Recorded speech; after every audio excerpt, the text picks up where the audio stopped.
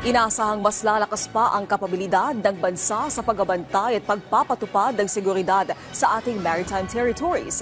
Dahil opisyal ng pinasinayaan ang bagong nitong offshore patrol vessel. Kung ano yan at kung kailan ito darating ng bansa, alamin sa sentro ng balita ni Patrick De Jesus.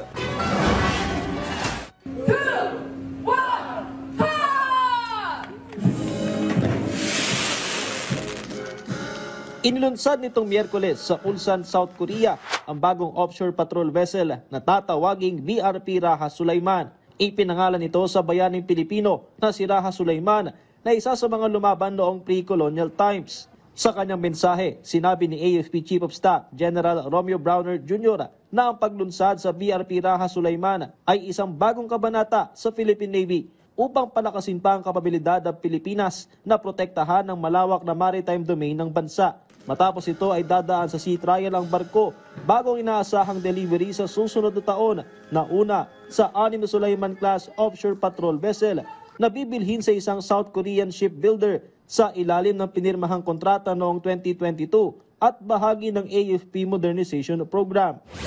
Samantala, nakahanda ang Philippine Army na magpadala ng mga tauhan sa West Philippine Sea, lalo't nakatuon na rin ngayon sa external defense. Mayroong 9 na okupadong feature ang Pilipinas sa West Philippine Sea na binabantayan ng mga tropa ng Navy at Marines. We're ready, as you've learned, and based on our Katian exercises, the Army right now is highly mobile and very agile. It can be lifted.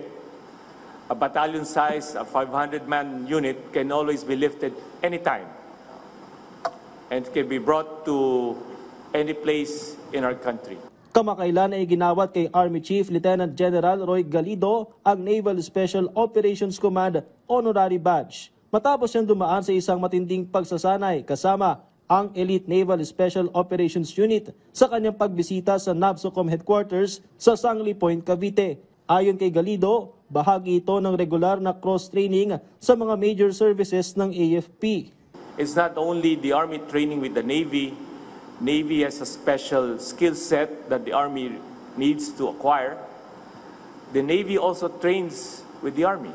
This cross-training builds good working relationship and the very strong foundation for interoperability, especially when this training involves young officers who will soon grow up in the profession of arms, and it will be easier for them to communicate and work together in a joint force environment. Patrick De Jesus para sa Pambansang TV sa Bagong Pilipinas.